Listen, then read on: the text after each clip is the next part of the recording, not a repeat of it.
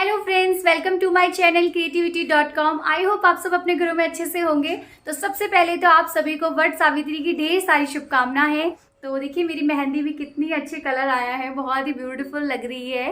और चलिए पुए बनाना स्टार्ट करते हैं, क्योंकि जो हमारा प्रसाद होता है उसमें पुए चढ़ते हैं। और उसके बाद मैं अपनी थाली भी सारी अरेंज करूंगी। अभी मैंने वैसे सारा सामान निकाल के रख दिया है, अब जस्ट मुझे थाली पे लगाना है, तो वो सब मुझे करना है। तो चलिए वीडियो को एंड तक ज़रूर देखिएगा और बताइएगा आपको मेरी वट सावित्री की वीडियो कैसी लगी।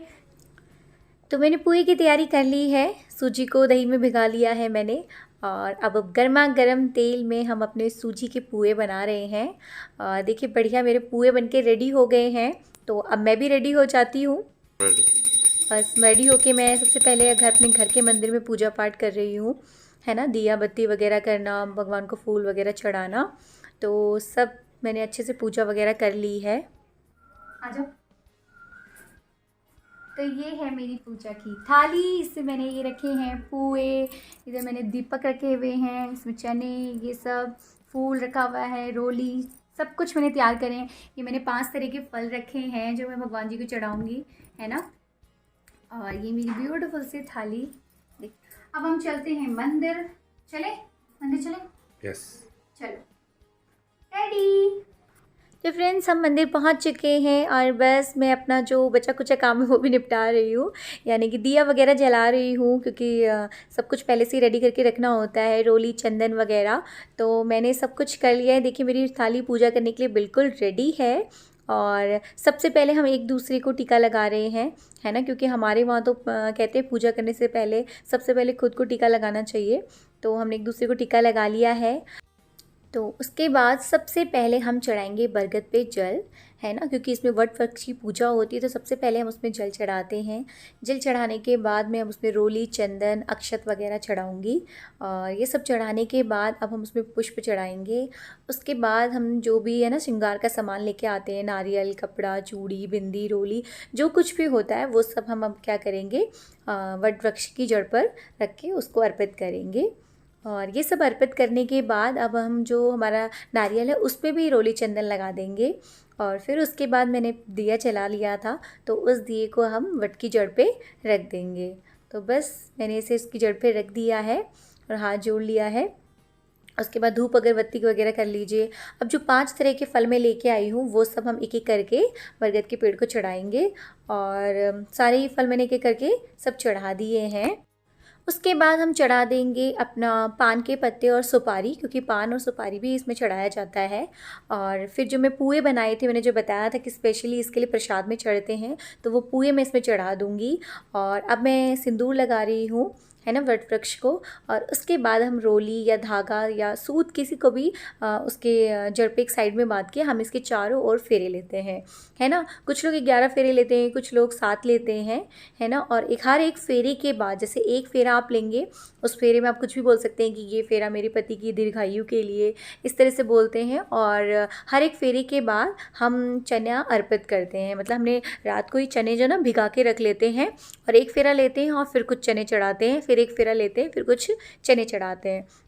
देखिए तो यहाँ पे मैं चना चढ़ा रही हूँ। और उसके बाद फिर से हम क्या करेंगे, अगला फेरा लेंगे। इस तरह से हम 7 फेरे ले लेते हैं या 11 फेरे आप ले सकते हैं। और लास्ट में जो बचा हुआ आपका जो सूत या रोली है, सॉरी, आपने जो रक्षा धागा लिया है वो उसको उसी पे छोड़ देते हैं। बच गया है तो भी, नहीं बचा है तो भी। आज जो सिंदूर हमने बरगद के पेड़ को चढ़ाया था, उसी वट वृक्ष वाला सिंदूर हम एक दूसरे को लगाएंगे। देखिए मैं अपनी जो फ्रेंड के साथ गई थी, पहले वो मैं उन्हें लगा रही हूँ, फिर वो मुझे सिंदूर लगा रहे हैं, है ना। फिर हम एक दूसरे को चूड़ियाँ पहना रहे हैं। तो इस तरह से कहते हैं सुहाग का आदान प्रदान करना बहुत अच्छा होता है, कि सुहाग का सामान आप एक दूसरी सुहागन को दें। एक और लेडी हमें वहाँ मिली थी, मैंने उन्हें भी चूड़ी दी, उन्होंने मुझे भी चूड़ी दी। उसके बाद हमने सत्यवान और सावित्री की कथा सुनी, है ना। मेरे साथ मेरी फ्रेंड ने कुछ कथा सुनाई कि इसमें बताया जाता है कि किस तरह से सावित्री ने यमराज से सत्यवान के प्राण को बचा लिया था और सौभाग्यवती होने का वरदान प्राप्त किया था। उसके बाद हमने आरती करी, है ना, आरती करते हैं हम। और अच्छे से आरती करने के बाद तो हमारा जो व्रत है वो पूरी तरह सफल हो जाए। और ये मैंने पहली बार किया, ये पंखे से हवा लगाना। उसके बाद मेरे प्रिय पतिदेव ने मुझे सिंदूर लगाया और मैंने उनके चरण स्पर्श करे और सदा सुहागन होने का वरदान मांगा। फिर उसके बाद मैं अपने मंदिर में भी आई, जो हमारे स्टेशन का मंदिर है, मैंने वहाँ भी थोड़ी बहुत पूजा वगैरह करी मंदिर में ना, माता रानी को सब कुछ चढ़ाया। और अब बारी है शाम के खाने की। तो मैंने स्पेशल जो सात्विक खाना है उसमें बनाया था रागी का हलवा, रायता, आलू मटर टमाटर की सब्जी, ये सब कुछ बिना लहसुन प्याज का है। पूरी बनाई थी, है ना, और जीरा राइस बोलिए, लेमन राइस बोलिए, वो बना लिया था। और पुए तो मैंने बनाए ही थे। तो यार बहुत भूख लग गई है। तो मेरे पतिदेव मुझे अपने हाथों से खाना खिला रहे हैं। अच्छा, बहुत ही सॉफ्ट सा हो रहा है ये हलवा, बहुत टेस्टी। उसके बाद मैंने भी उन्हें अपने हाथों से खाना खिलाया और इस तरह से हमने अपना व्रत पूरा किया, है ना, कैसा है? सो फ्रेंड्स, ये था आज का वट सावित्री का ब्लॉग।